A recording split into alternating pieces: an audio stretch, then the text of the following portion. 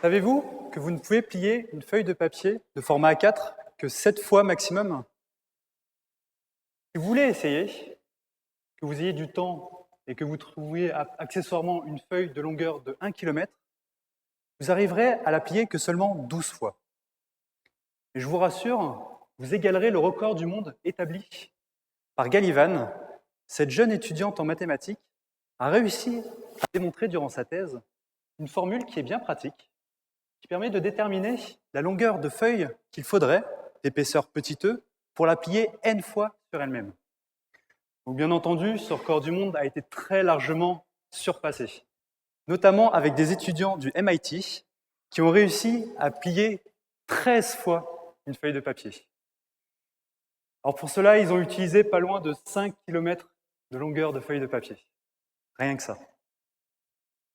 Alors, avec cette formule qu'a démontré Gallivan, on pourrait penser plus loin. On pourrait se demander qu'est-ce qui se passerait si on plie par exemple 42 fois une feuille de papier. Et bien, en pliant 42 fois sur elle-même une feuille de papier, l'épaisseur qu'on obtiendrait de la feuille de papier sera supérieure à la distance Terre-Lune. Rien que ça. Et encore plus fort, avec 51 pliages de papier, on atteint une épaisseur supérieure à la distance Terre-Soleil. Donc si vous ne croyez pas, je vous laisserai essayer ça chez vous et vous me direz si vous arrivez à plier 51 fois une feuille de papier. Alors, avant, si on a le temps, je vais vous montrer un origami qui est impossible à le plier autrement que l'origami traditionnel, l'origami classique. Alors j'espère que ce programme vous convient et je vous propose de commencer. Alors pour commencer, je vais vous raconter une petite histoire d'où vient l'origami. Alors l'origami vient de Chine et serait apparu au VIe siècle et serait apporté par des moines bouddhistes au Japon. C'est réellement au Japon que l'origami a acquis ses lettres de noblesse. L'origami, du mot oru, qui veut dire plier, et du mot kami, papier, signifie l'art du pliage de papier. Donc pour l'instant, tout reste cohérent. L'origami est un art.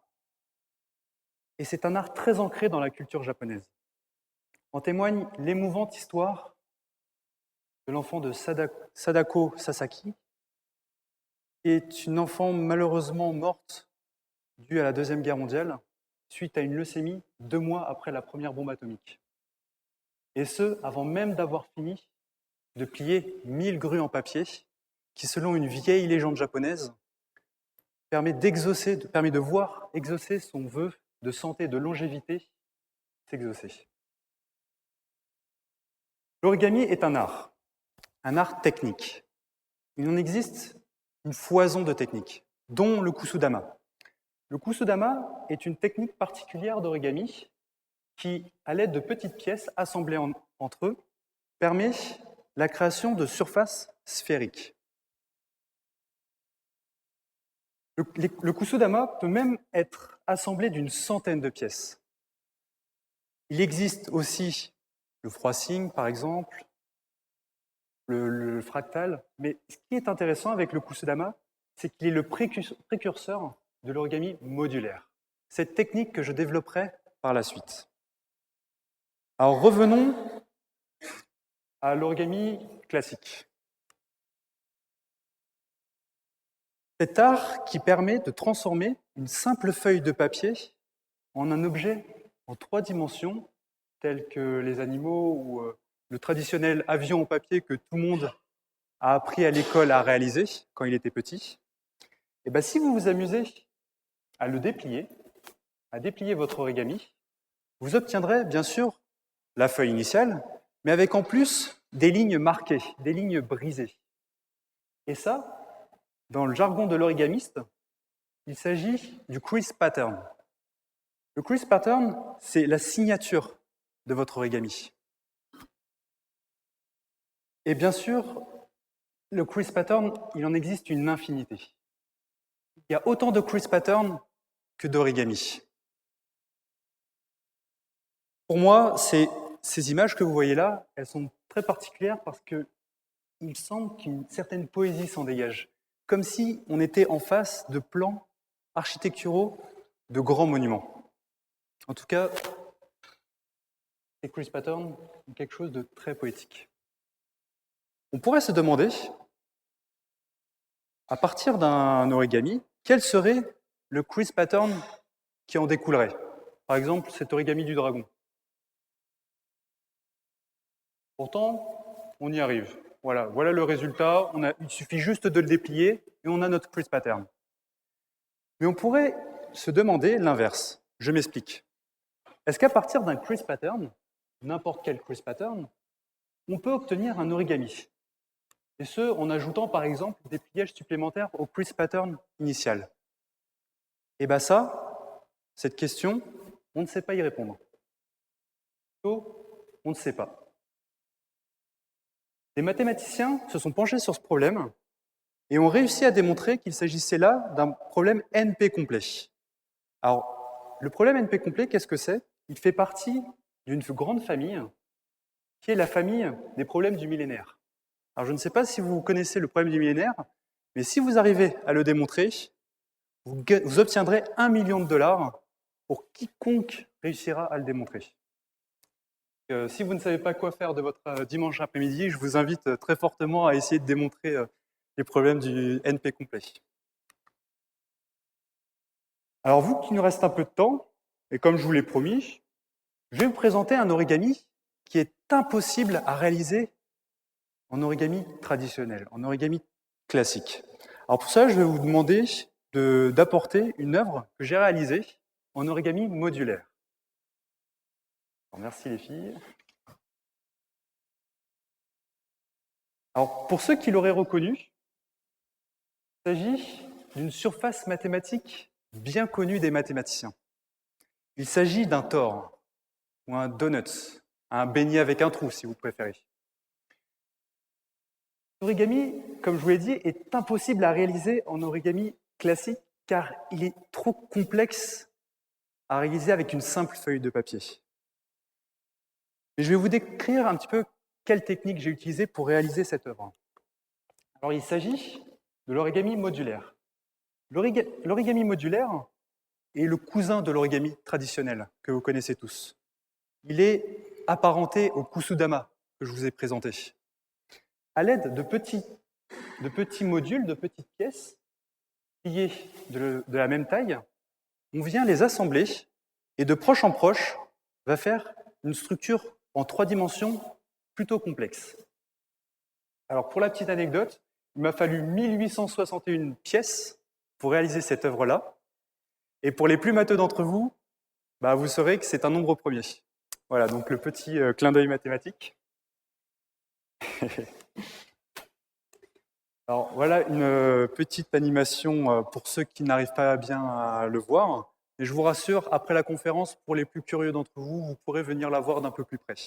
Alors ce qui est très intéressant avec cette œuvre-là, quelque chose qui est apparu indépendamment de ma volonté, c'est que sur sa surface, des lignes, ou plutôt des courbes, sont apparues, et ces courbes-là, on les trouve bizarrement dans la nature. Si on prend par exemple le tournesol, ou le cœur du tournesol, et que vous vous amusez à tracer ces lignes, ces courbes de l'intérieur vers l'extérieur, vous remarquerez que ces courbes sont assez similaires et étrangement similaires, comme s'il y avait un lien profond entre la nature et l'origami. Plus concrètement, où on pourrait trouver ou retrouver l'origami? Et concrètement, à quoi ça sert?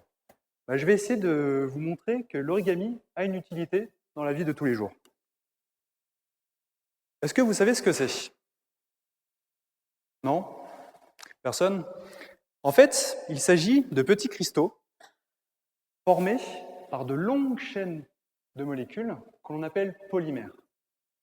Ces longues chaînes carbonées viennent s'arranger, viennent se plier en réseau pour former ces petits cristaux. Donc voilà, c'est la forme que prennent ces longues chaînes carbonées. Alors un autre exemple, en restant dans le monde de l'infiniment petit, on peut voir des grosses molécules. dans la nature, on trouve énormément de grosses molécules.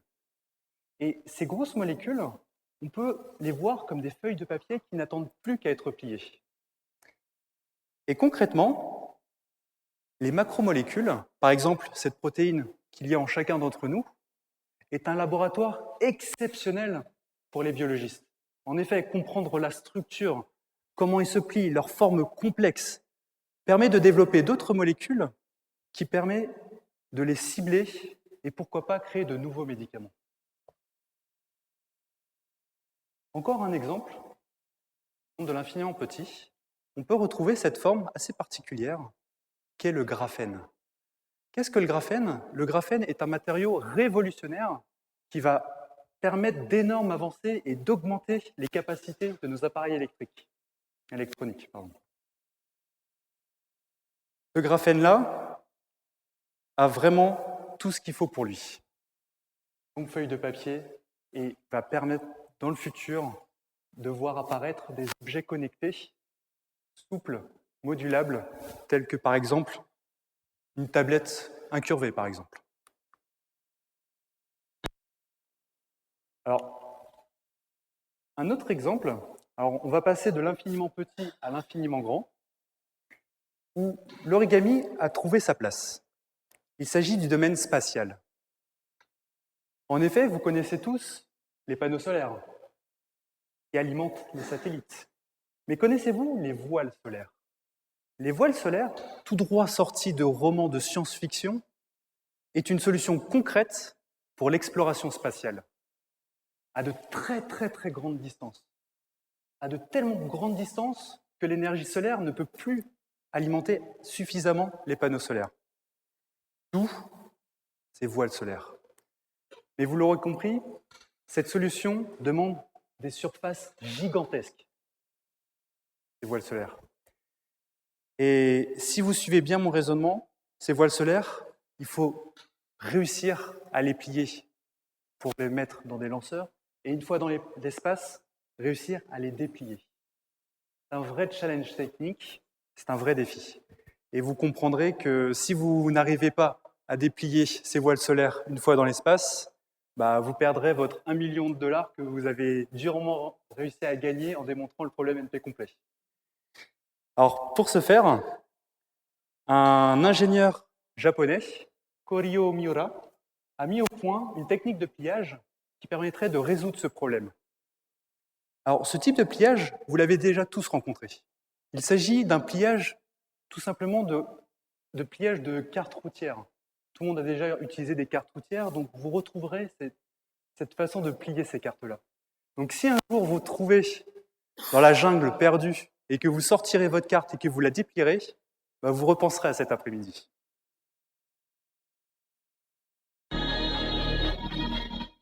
Alors, à travers cette conférence, j'ai voulu vous montrer l'origami d'une autre facette. Cet art millénaire, riche de traditions, est aussi riche d'enseignements de par ces questions qu'elle suscite, de ses innovations, de l'infiniment petit avec les molécules, en passant par votre prochain smartphone, ou encore vers l'infiniment grand avec l'exploration spatiale en dehors de notre système solaire. Je pense que l'origami a encore de beaux jours devant lui. Je vous remercie.